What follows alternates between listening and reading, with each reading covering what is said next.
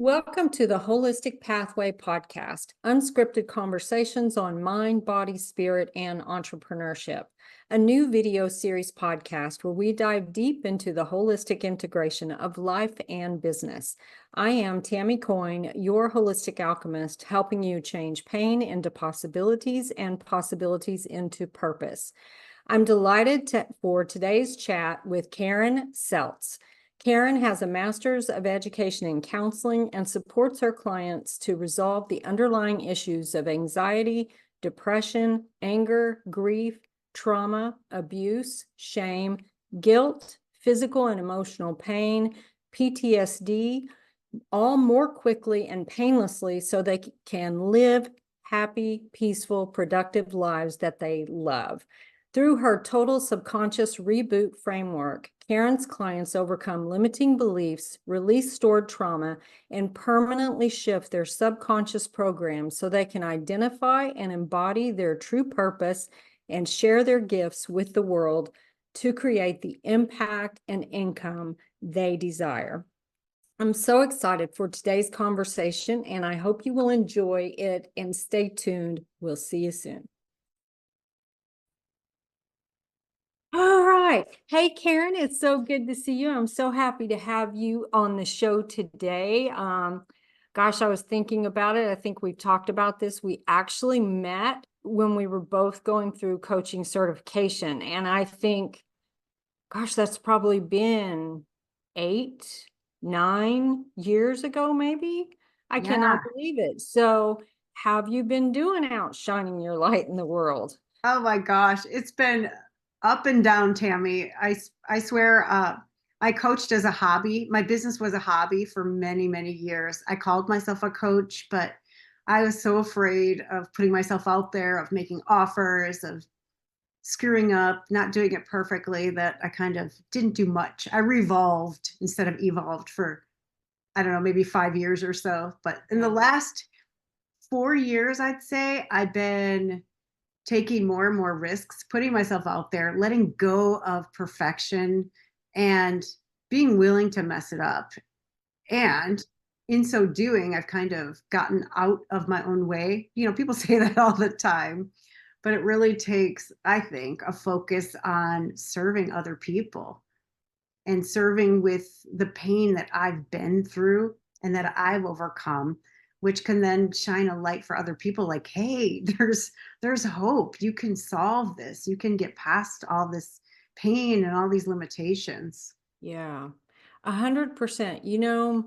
When this whole entrepreneurial thing started for me, it was after my spiritual awakening, and I didn't know how to be an entrepreneur. I'd never done that before. I did not come from entrepreneurial people. And I think my first big jump into it, Periscope had started, and it was a platform for live streaming. They didn't even have live stream on Facebook yet.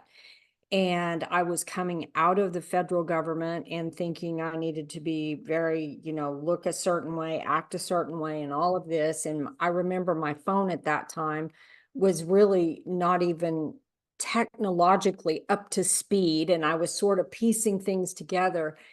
And the only thing that ever really kept me going through everything was this idea and understanding that I was called into service and it wasn't about me. Mm. And so that I would just do the best that I could. And I knew that I had overcome so many things that I felt sure that I could help other people do it. And the entrepreneurial part, though, is the challenging part. I think our desire to serve is there, but it's all the underlying things that happen. And I've said so many times, if you ever really want to heal, become an entrepreneur because it's going to unearth everything that isn't healed. Yeah, every kind of block, every kind of limiting belief, every kind of everything. Have you found that to be true? Oh my gosh, it's like a pressure cooker. Like everything like that could come up is like it's insane. Like for me, like all of the things, the imposter syndrome, the am I worthy to charge these prices, and like all, all the things. And then can I actually run a business, because there's so many steps to it. Yeah. Oh my gosh, yeah, 100%. Well, And and where we went to school, they didn't really teach us how to build a business. They taught us how to coach. So yeah. I think, I went through, I don't know how many business coaches before I kind of pieced a lot of things together. I'm like, okay, if it's to be, it's up to me. Every strategy will work if I'm implementing it. And I kept butting up against my own leadership or my own limiting beliefs of, okay, I don't want to do this thing. This thing's uncomfortable. And like, well, no shit. Like, of course it's uncomfortable. You've never done it before. So I still, reach those edges where I'm like, oh, this one doesn't feel good. But now I have a lot more tools under my belt that I can lean in, or I call somebody, I'm like, man, I'm resisting this thing and I know it's my next edge. So it's great, I've found, to have community. What do you think has served you the most? You know, community is really important too. You mentioned the edge, and for people who may not really know what that is, you often hear of it out in the world as your comfort zone, right? And I found, and I know your bio has a lot about trauma in it, so I suspect you and I may have some similar histories. I have severe trauma, severe abuse, loss in my history. And so, with that, I've often said that was a little bit challenging for me because um, I lived my life uncomfortable. Actually being comfortable was uncomfortable to me. So it's like when I would hear those things, that would be a little bit confusing to me. And then I would get a lot of, I didn't really have the money to hire someone to help me. So I was piecing things together, kind of a duct tape and WD-40 method, that I knew how to do, kind of survival mode in business. And I felt like I really knew how to do some things, but people didn't understand what I was doing. So they would give me feedback that would get me off track.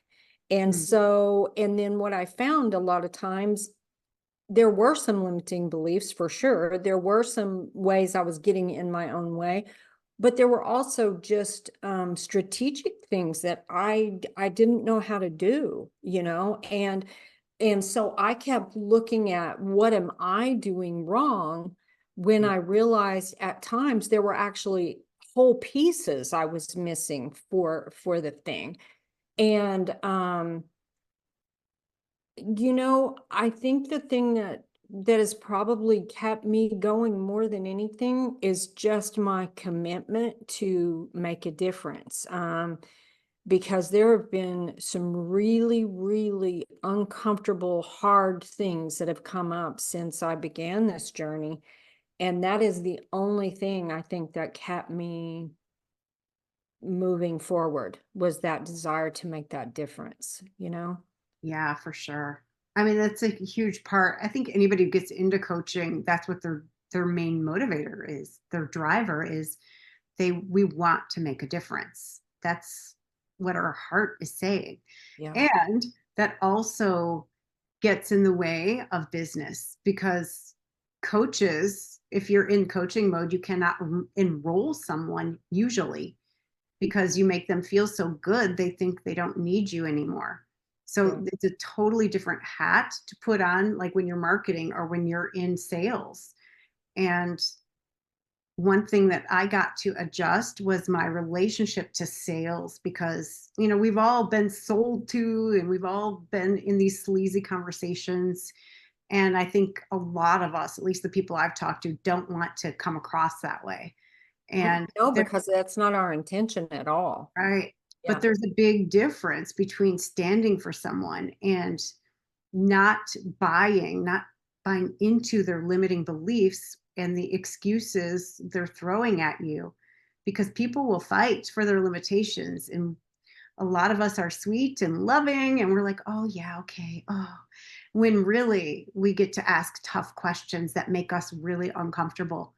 And that's a different kind of discomfort than growing up in a chaotic or traumatic environment. It's a way different to stand for somebody's greatness and to be uncomfortable and just hold that tension when we're sweet and loving people. But if we don't do it, people will not change. They are not going to invest in themselves. And usually, I mean, for a lot of people, it takes investing in yourself to actually grow, especially if you're growing a coaching business. You want people to pay you, you must be willing to pay for Yeah, coaches yourself. for sure. And there's a lot of different pieces in there where we may have similar beliefs and differing beliefs too. And I find that a lot with all coaches too. And that's just like with our clients, you know. I've often said, there have been times that I have turned down clients who could have paid me a premium price because I didn't feel like we were a good fit. And there have been other times that I have taken on a client who could barely pay me anything because of their commitment to themselves and to the work. So, and they grew into where they needed to be. So I think it's so important to also be able to discern that for someone. I've told people I'm not in the convincing business. Like, I'm really not. I need to know that they are willing to do whatever it takes for themselves, you know. Mhm. And that's that, I call it committed at a level 10. You know, are you really committed at a level 10? And that commitment level to me is really what I want to see from them. And you know as well as I do that even sometimes you can be committed at a level 10 or think you are, but don't quite know what that level 10 commitment is, how uncomfortable it's really going to get for you, you Oh, know. yeah. Yeah, for sure. I mean, I have a whole history of denial. I mean, a history of addiction, and there's all kinds of denial in there. So thinking I was committed at level 10, but not knowing, like you said, like what that would take from me, what it would mean, like how uncomfortable I would get. And definitely, I don't think sales is convincing anybody of Yeah. anything. Hmm. It's asking questions like, are you, what do you want? Like, why do 100%. you want it? You know, things like that. And if you convince somebody, they're not a good client. Like, if it took convincing, they're going to be a pain in the ass to work with. Well, you know, I grew up with the idea of sales really had a bad rap, you know, and I was terrified of sales because I felt like you were doing something wrong or something. And it did take a while. And what I realized that I am never going to be a pushy salesperson. What I am going to be, though, is I'm going to stand strong in what I know that I can do for someone and give them the feeling of safety so that they feel safe enough to make that decision for themselves, you know.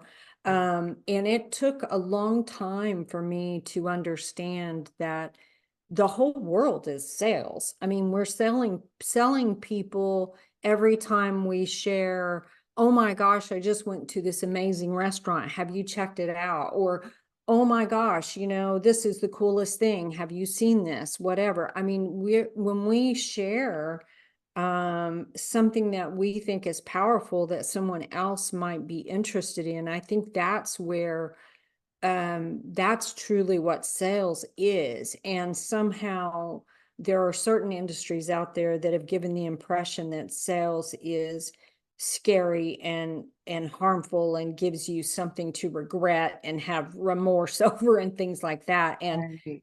And I think in especially in the holistic coaching path, I think that's one of the things we get to do for our people is show them what we can actually do for them. It's not about pressuring them to do something that they're going to regret later. It's actually something that's going to benefit their life to the core of their life. Do you think that's true?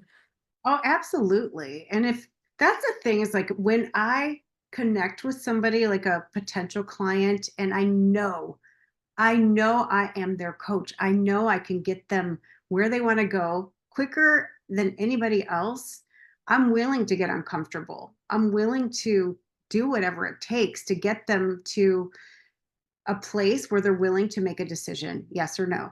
Because they're either going to work with someone else who's not as qualified or not get any support. And then they're going to be in the same spot a year from now. And Yeah. I'm not okay with that. Like, I think now, especially, things are speeding up and Yeah. they have these callings inside, and there are limiting beliefs a lot of people come up against, and it's so easy to remove those, especially with the work that I do now. Yeah. It's so easy. It doesn't have to be years and years of painful therapy, of crying and pain. It's not like that. I mean, For sure. yeah, That's one of the things I loved too, because with my own history, I spent 30 years in traditional counseling. And I was like, oh my God, does it really need to take this long?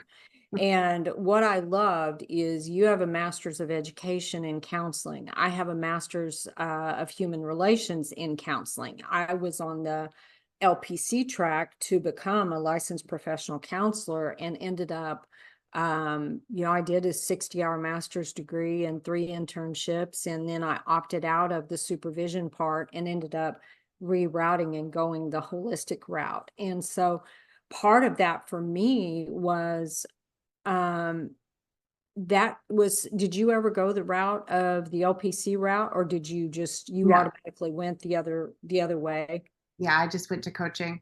Well, I think for me, one of the things, it would have been very easy, it would have been much easier for me had I went the other way, because I would have been able to take insurance as an example. Yeah, What would have made it harder is that it would have put me in a system where I had to diagnose people to get paid.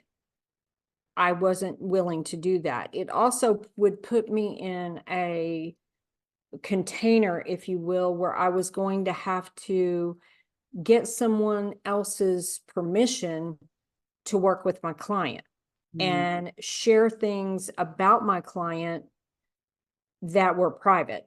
And that's speaking with dealing with insurance companies. And as a coach, being able to work just with my client, they choose me, I choose them, and we get the results that we need to get for the client. And it's not to say that people don't need traditional therapy. There are some people that absolutely need traditional therapy and may or may not be ready for coaching, or yeah. they may benefit from the two together. So I just think that's really interesting to look at holistic practitioners, and I've done some different videos on this about helping people understand when they need this kind of a practitioner or this kind of a practitioner. And I noticed you've got so many different modalities.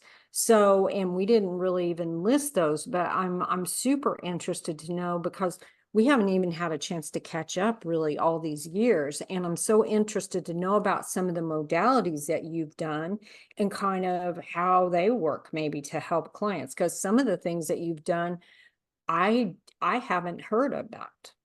Ah, Haven't heard very about. cool. Yeah. Well, I would love to start with my own experience because I Mhm. spent like years and years in therapy, Yeah. and I did all the things like EMDR, all the things. And I remember going to my first coaching session. It was 90 minutes. I'll never ever forget this. I'm like, I cannot believe this. I got more done in this one session than in 10 years of therapy. I'm like, how did you do that? She's Yeah. like, I asked you questions. I'm like, oh, like the fact that somebody really saw me, that I had all the my own answers inside, was such a foreign concept. Instead of keeping me stuck in the problem, letting me tell the same boring old stories, like creating grooves in my brain, the same exact patterning over and over. I mean, how many times did I tell the same stories about my childhood? And they got better every time, trust me. And creating those grooves in the brain, like, no wonder I wasn't making any progress. I Yeah. mean, honestly, I never had a homework assignment one time from a therapist. Not once did I have any accountability to do anything differently. It was just, okay, I'll see you next week. See you next week. And, you'll be just as messed up as you were this week. So I'll see you for years. Mhm. And I, I'm not down for that. Like coaching is like, okay, we can see where you are. Where do you want to go? And then we look at what's working and expand on that. Mhm. I think, I know as human beings, I know a ton about the subconscious mind. That's the main crux of my work today is talking to the subconscious mind and getting rid of all those stucknesses that are in there. Mhm. And how you know you have them is if you think of any past event, anything that's over with. So it could have happened 5 minutes ago, it could have happened 50 years ago. And it produces any type of emotion in you or bodily sensation, like you have a physiological response.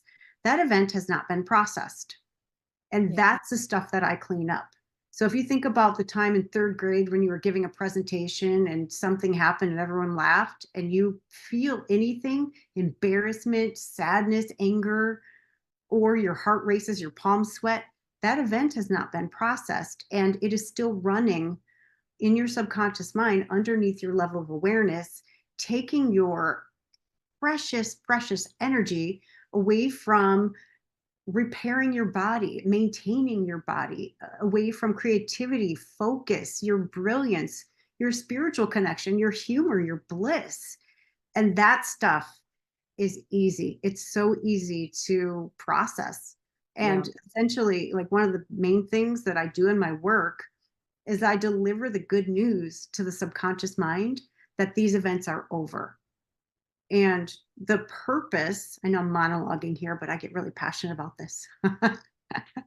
The purpose of an emotion, a disturbing emotion, is your subconscious mind wants you to take an action. The Mhm. problem is the subconscious mind only thinks in the present tense, like either something is happening, it's just about to happen, or it just happened. So when it produces an emotion, it wants you to take an action about something usually that happened in the past, Right. and there's nothing for you to do. So when I work with clients, we deliver the good news to the subconscious mind in a language it can understand that there's nothing to be fixed, there's nothing to be done. And that event can be processed and put into long-term storage where I'll ask you like, "Hey Tammy, tell me about the time your father abused you." And it'll Mhm. be just like I just made that up for everyone. It'll be just like, "What'd you have for dinner last Tuesday?" Mhm. That's how much it will affect you. Yeah. Absolutely. Most of the work I do is with the subconscious level also. And a lot of what I teach people about is I've gotten to the other side of complex PTSD. And so I understand how to change my relationship with the things that have happened. And the other thing that's important, I think, for a lot of my people to understand, because I've had people who believe either they don't believe that they have experienced any type of trauma, like they don't believe that, um, because maybe it didn't look like my trauma did, And so, and as I've explained to them, kind of like the example you gave about, standing up and doing something in the third grade as an example, that wouldn't be seen as traumatic to most people. It wouldn't be diagnosable, yet for that third grader, it was very traumatic and stayed with them. They got taller, but that that little third grader was still wounded inside them. And that's really true. And sometimes people feel like it's a big, scary process. And I know there were times on my journey that I literally felt like I would not survive if everything came out. And so that's important to know that you actually do survive. So still here. You really do survive. And there are times that um it felt like it was never going to be any different. Mm, And it really is going to be different. It really can be different when you do the work. And I think One of the other things that I have felt that it's important for people to know is that it's often not one modality. It's often not one practitioner. Usually, there's a special combination of things that you need for your particular journey. And I think each practitioner has their own set of gifts. And I've said this on this podcast before. I think we also speak from a certain frequency Mm, that our particular clients are tuned into. So they might hear you and I say exactly the same thing, but hearing it from you may resonate with them. Hearing it from me may not. And so that's really important too for them to understand. Just because someone has um we both have the modality of coach, or the whatever, the title of coach. There's a ton of coaches out there. Not all coaches are going to be created equal, and not all coaches are going to be for you, and not all coaches may be for you at the point of your journey you're on. So I think it's really super important for people to be empowered enough to also recognize, hey, that's the person I need. And, I've found people on my journey that I definitely was not ready for. And I've also found people on my journey who definitely were not ready for me. yeah. And I think that's important to recognize too, and not be in that state of feeling like you're stuck with someone. And I think that goes both ways for the practitioner and for the person who's seeking help and support and healing. You don't have to be stuck with anybody. This is actually a relationship you build with the person. I like to gather people on my healing team, and maybe they stay there for a long time. And these are people that I choose for myself, and maybe they only stay there for just a short period.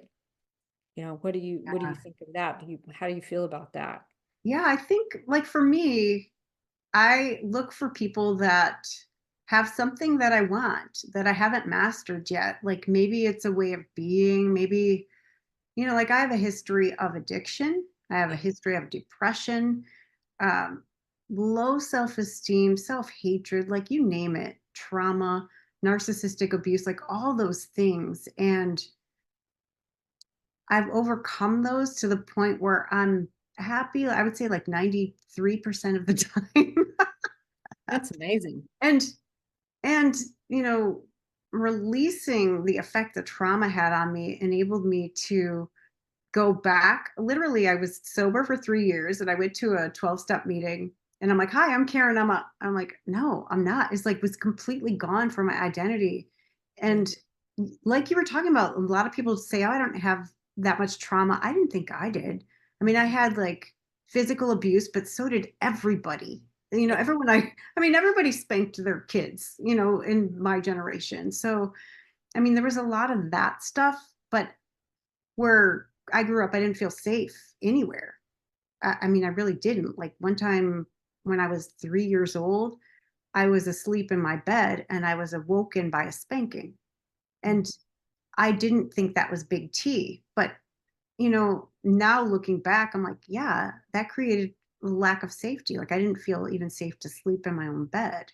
Mhm. But doing the work, that I now do with clients, I can look at that situation. I can tell that situation without wanting anything. That was a big thing. Like, ooh, did I get a lot of attention from that story? Like, I don't need that anymore. Like, now I see it as, yes, that happened for me to realize that I am not a body. My body belongs to me, but it is not me. Mhm. I, like if I have a hand, but I'm not a hand, I have a foot, I'm not a foot. I have an ass, I'm not an ass, and you better not call me an ass. Like, right? Like, so things could be done to our bodies, but people can never touch our souls without permission from us. Yeah. So one thing, when I'm looking to work with someone, it's like, what's my next challenge? Like, what is it that I get to learn next? And I look for somebody who's overcome something and who has what I want in that area. Like they don't have to have all the areas, but they get to have the one that I feel like I'm ready to work on. I think that's so important too. And sometimes it really is, there's an energetic connection too, I think, with the person. And also feeling, I think on this journey, sometimes it's knowing that the person that you choose has what you need in the moment. Sometimes that might mean a gentleness. Mm. Sometimes that might mean a strength. So, there have been times on my journey where I needed to know someone was strong enough that if I released whatever I was releasing, they were going to be able to hold that. Sometimes I think it's wisdom. Sometimes I think it's just the way you feel when you're with the person. And those things are all so incredibly important to be able to pick your right person, you know? Um, and you may find when it comes to financial investments, you may find someone that is less expensive that feels better for you than someone who is more expensive or the other way around. It's like so often in the commercial way of doing things, you used to hear you get what you pay for.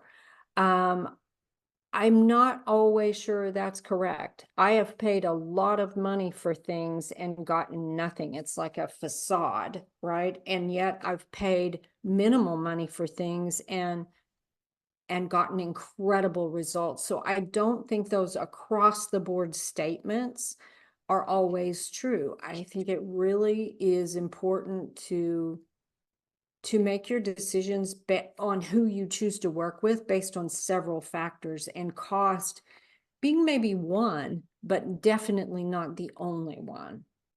Yeah, and certainly not the deciding one. I No. think, for most of us, we were trained from childhood not to trust ourselves, not to trust our guts.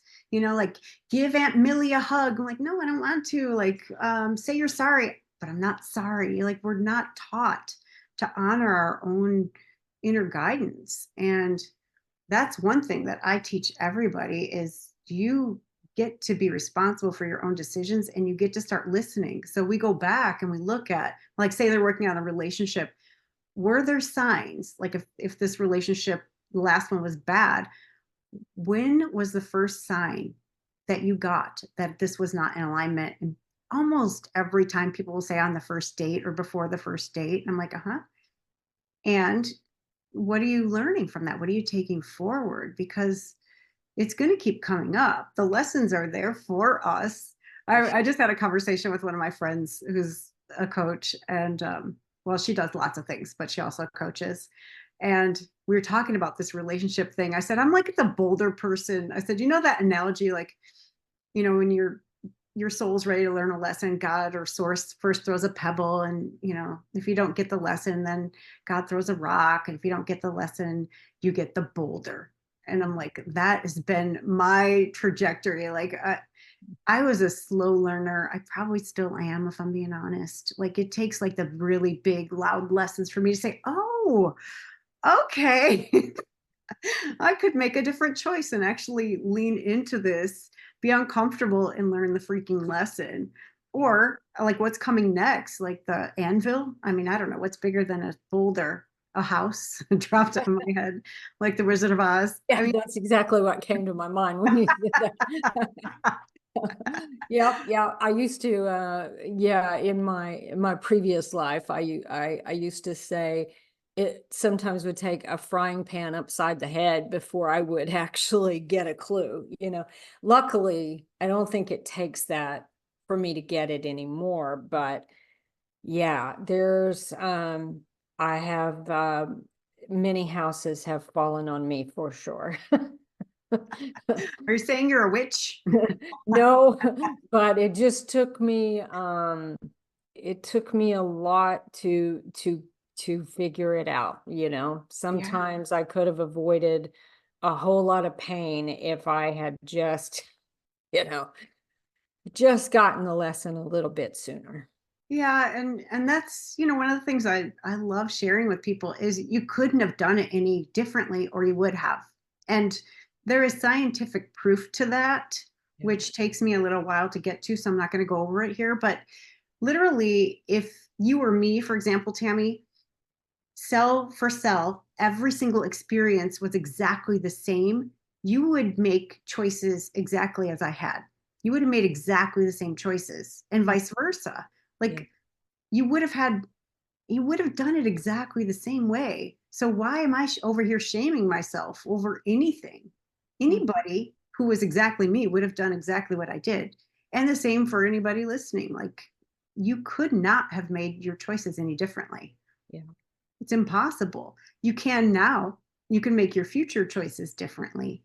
And it takes a lot. I mean, if you know about energy, like to break that bond, to do something differently outside of your comfort zone, your subconscious mind reads anything outside your comfort zone as potentially dangerous. Yeah. So it's going to throw every reason, all kinds of logic at you to get you to stay the same. Like, even this explains like women that stay in abusive situations Mhm. because their subconscious mind reads that as safer than the unknown because it has not killed them yet.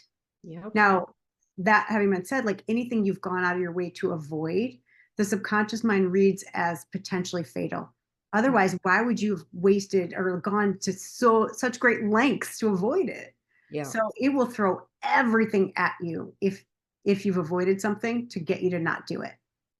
For sure. It definitely does. And there are so many pieces. And I love the fact that when I started the podcast, I've got 10 episodes uploaded. The 11th is coming, but I've had about probably, I don't know, 10 more conversations that'll be coming. And what I love from that is, I would say, I'm not sure if every person that's been on is a coach in some regard, but they're a practitioner in some regard. And I love that everyone has got so much valuable insight based on their particular human experience, plus whatever education that they've gone through or whatever knowing that they've brought to the table. And I've said before, a lot of the things that I know came from my spiritual awakening. Like I didn't know it one day, and then the next day that I did, and so then you start to understand the past life experiences and all these different things that come to the table for each person, and how it's amazing the amount of things that every person offers. And Mhm. I it's so important to me to bring these people together from all over the world so that we can shine this brighter light in the world, because the world is going through some shit, and it's I'd love for someone, let's say they're feeling, maybe they're one of us, and they're feeling like they're out there alone, on this journey, because I often say, of course, as a lighthouse, you're the one shining the light, right? But who's shining the light for you? And so to me, the more of us we get together in different states, in different countries, and then we realize that we're part of this whole electrical,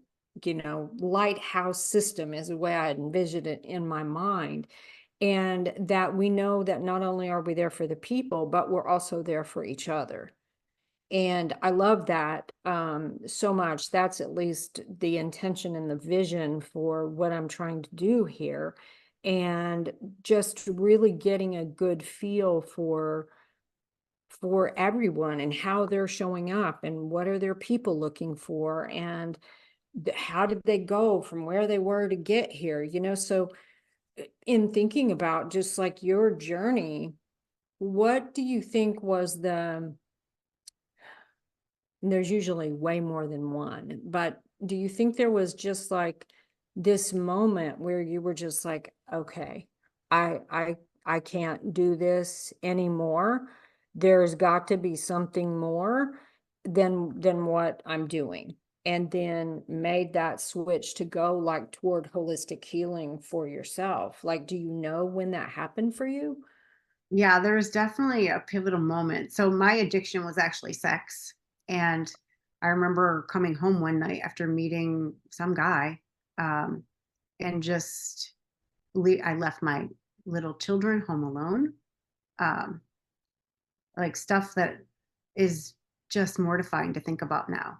And but the addiction, it's strong, Yeah. and it creates like this selfishness, like where you have tunnel vision, you can't think of anything but whatever it is, whether it's alcohol, drugs, sex, shopping, gambling.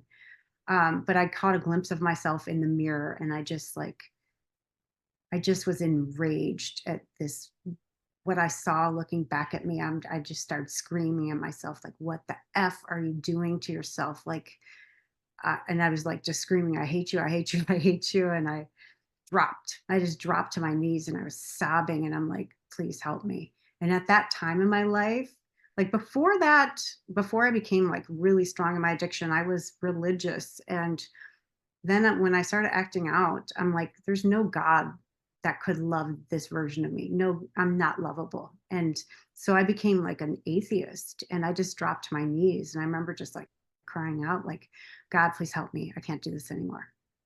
And I heard a voice, I heard it really loudly, like, get up, get up. And that's all I needed was get up.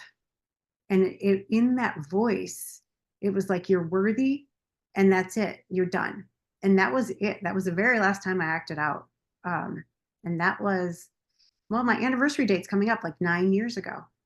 And I got a new sponsor and I started working the steps, and, I got 3 years of sobriety under my belt. I still identified as an addict, Mm-hmm. but I was already through coaching school at that point, but I would not coach anybody because I'm like, I'm such a freaking hypocrite. Like, how can I coach anybody when I'm doing what I'm doing? Yeah. And I really realized that I had a sponsor who asked me, I said to him one time, like, I was still going to 12-step meetings, like, for many years before that moment. And I said, I'm so deep into this addiction. Like, I was addicted to this man that I couldn't stand, that I don't know how I can get out. And he said, well, what do you think it's costing you? Now, remember earlier we talked about the denial? I said, well, I don't think it's costing me anything. Which to me is so comical now. Like, he's like, well, would you be willing to make a list? And I said, yeah, sure. So I went home and made a list. Oh, wait, first I said, yeah, but it's gonna be a short list, Miss Sassy Pants. So at item number 39, not such a short list, I'm like, oh, it's costing me everything, because when I'm doing this, I don't feel like I deserve anything good in my life at all. So I'm sabotaging everything. So everything was crap, everything. And that was like a big realization for me. I hired a coach, and just started. This is hilarious to me too. The coach said to me, if you want anything different in your life, you're going to have to stop the addictive behavior. I'm like, oh, that's so simple. Why didn't I think of Yeah. And like, like, seriously, I never thought about doing that. Like, oh, well, sure, isn't there another option? Like, is there an option B? you mean I can't have both and? Yeah. Yes, because I've had Yeah. similar conversations with people, and sometimes what I've said to them is one of the biggest breakthroughs we can have is for you to say, you know what? I'm not willing to do that. Fantastic, because now you've owned where you are. You can stop blaming everything else and you can say, you know what? I'm just going to sit in my shit. I'm not ready to give it up. Fantastic. When you are, then you'll be ready. But now and I think that's such an important thing, because I've had people even say things about drinking or smoking or whatever. Well, I just want to cut down. Okay, well, let's maybe rethink that a little bit. Are you really ready to change your life, or are you just kind of dipping a toe? Like, what's going on? Yeah. So I think that's amazing. I'm so excited for you. I'm so excited for your journey, because I really believe that, and I've said it, I'll say it probably till I die, that I believe the bigger the holes we've climbed out of, the bigger our purpose. And I really, really believe that. And I also believe that all of that pain that we endure was helping us move up the ladder. It's like you need to be able to experience those things to have what you need to get to the next rung of the ladder. You know, so many people are trying to go from not even being on the first rung of the ladder to, oh, let me jump into being a coach, let's say. Okay. And there's a lot of steps between here and there. And people sometimes try to shortcut that process, and yet we need every one of those things that we learn along the way. You know, there's been many times I've fallen right back down the ladder. Okay, all right. I've said I liken the chakras to like Maslow's hierarchy of needs. And I said, my Maslow's hierarchy looked like Swiss cheese, right? Because there's holes all in it. And sometimes I'd make it to what felt like the top until something else was triggered and slide right, like Chutes and Ladders. Do you remember that game? Oh yeah. You know, kind Yeah. of like that. It's like, ah. And that's part of what I think having a coach helps you do, because sometimes they can see those things, even if you're a coach yourself. Sometimes they can see things that you're too close to, you know, and you're not able to see for yourself. I think that's why it's so important sometimes to have a practitioner who can support you on your own journey, you Oh, for know. sure. We all have blind spots. Of course. And then one of the things I think, what we learn on our journeys is to have compassion for Mhm. people wherever they are. And one thing that I get people say to me all the time is like, you make it safe to tell you anything because I'm really vulnerable. I share like these really deep, shameful things Yeah. that without shame, like I don't have any charge. Like I feel sad sometimes, but I don't have any charge. Like I don't feel like I'm a bad person because I did these things anymore. Right. Yeah. And because I have done these things that I really consider to be, you know, not of good character, I have so much love and compassion and acceptance for pretty much everything. Like nothing has come at me where I'm like, oh gosh, that's unacceptable. Like that hasn't happened yet. But I'm willing to find something unacceptable. Well, you know, for sure. I mean, when I went through my awakening, part of what Spirit had said to me was that I was to use the stories of my life, to empower, motivate, inspire, and transform the lives of other people. And and I do that the best way that I know how. And not all stories come out. There are some stories that have never been told. Um, because they're very disturbing for the person who hear them. However, if I've got a client who needs that story, um, to know that they're safe to be in their own, to be able to share their own story, then that story will come out. You know, otherwise I just generalize things a lot of times, like, oh, physical abuse, oh, sexual abuse, oh, emotional abuse, you know, and Yeah. it's a kind of a general thing. But I think it's so important when our clients know that we've learned how to not judge ourselves, and we've learned how to hold ourselves in grace, which is something that we can also do for them, because we often, I had that ability to do that for other people, but I never had that ability to do it for myself. And once you learn how to do it for yourself, I think it really makes you a powerful and also a comforting coach for your people, you know? Yeah, for sure. Like one of the things I always joke, like one of my superpowers is lightening up, like not taking things so seriously. Like, oh, I messed that up, and like who cares? Like we're all gonna make mistakes. Yeah. Seriousness is of the ego. Like our spirits are playful. We're here to learn, but we can do that through pain and suffering or through delight and surprise. I like to think I choose delight and surprise, but sometimes I need those boulders. So that's what I'm working on, like making everything light and playful. Like, so what? We're going to learn it either way. We get to choose. For sure. And I think a lot of us with histories like ours um, didn't really quite learn how to play. And so things did become very serious. Either it was we were completely dissociated from it, or everything was very serious, and learning how to play or have fun or give, for me, being able to give myself permission just to be silly and do silly things and be seen doing silly things, like that was something I wouldn't have done in the past, and so I take every opportunity to be fully in my goofiness, whatever that looks like, Yeah, as you say that, I was thinking, I grew up being the class clown, but it was so fake. It wasn't authentic joy I was expressing. Yeah, So, you ever hear the pendulum for sure. example where, when you're learning a new skill, the pendulum will swing way to the other side. So for a while, I was very quiet. I'm very much an extrovert, like in every way, what they call an uninhibited extrovert. Like I don't know, I don't give a lot of shits about what people think. So I'm out there and like being bold and ridiculous a lot. And I used to be the center of attention, but it was more like a needy thing, in high school, like pay attention to me because I don't feel valuable.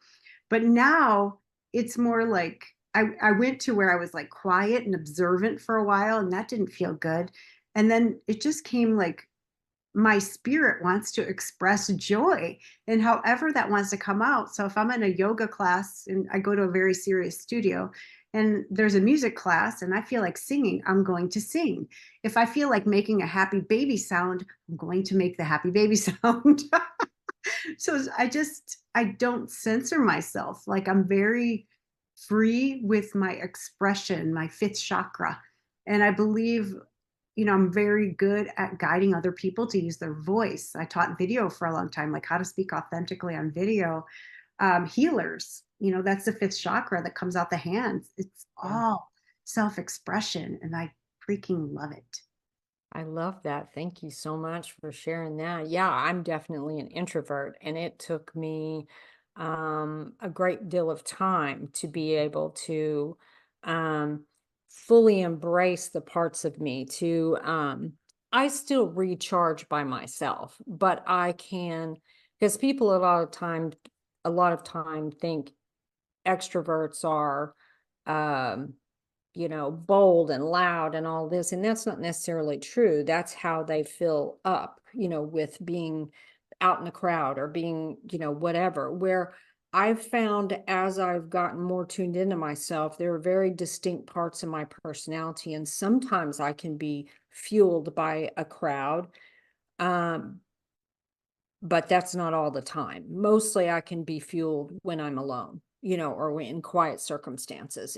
But then I can come out in that kind of way that I wasn't always able to do. Like your jazz hands. Yeah, you like that? That was me being expressive. Yeah.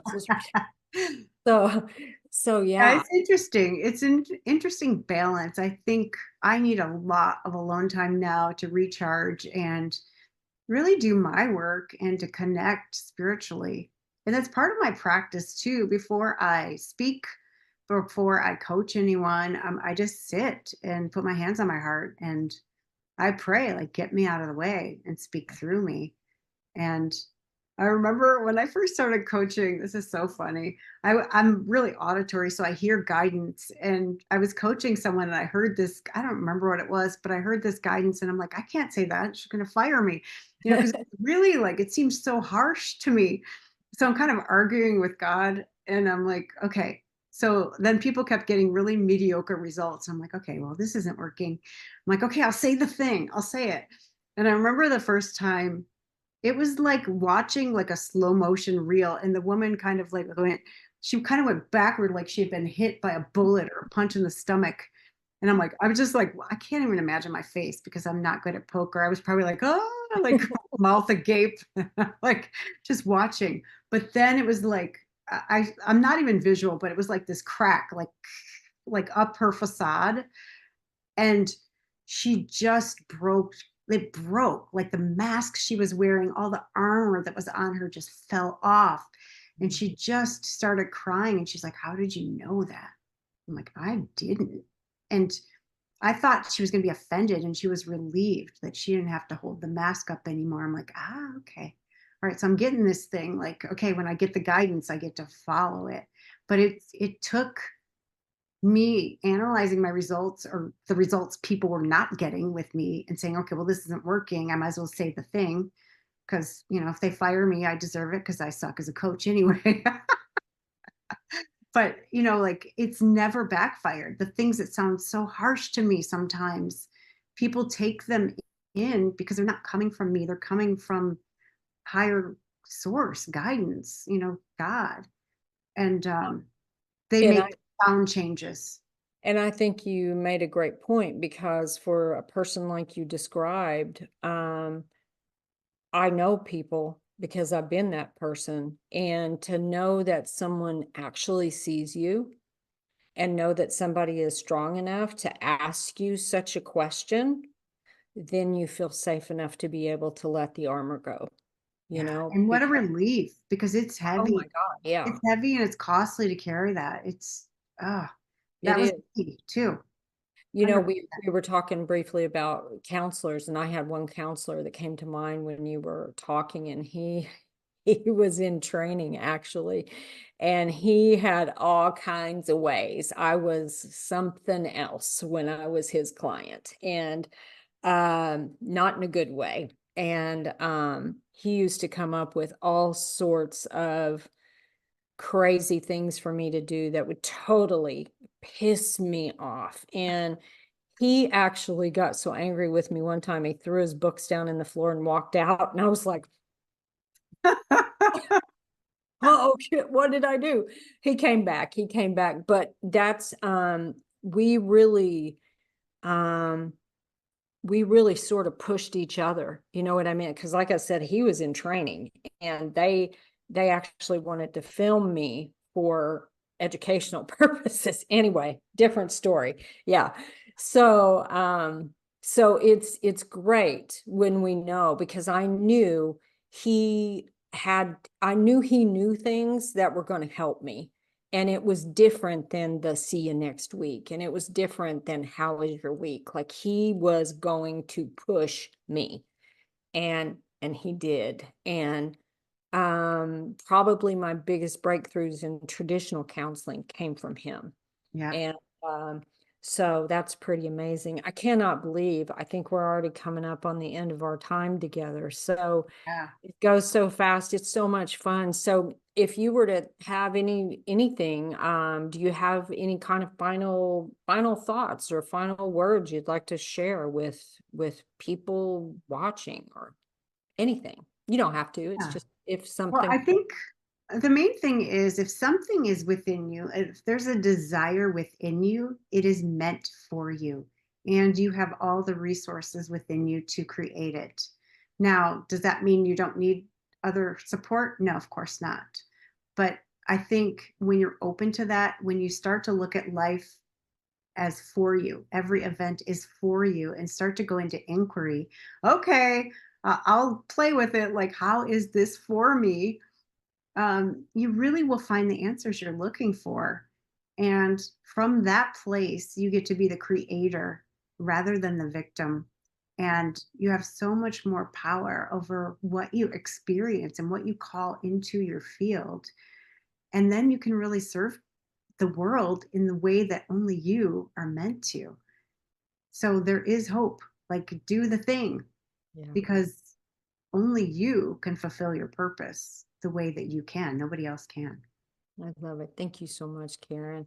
And for those of you watching, thank you for joining us on another episode of the Holistic Pathway podcast, where I do unscripted conversations on mind, body, spirit, and entrepreneurship, with a new episode uploading every Saturday. Thank you so much for watching, and we'll see you next time. Bye-bye. For having me, Tammy.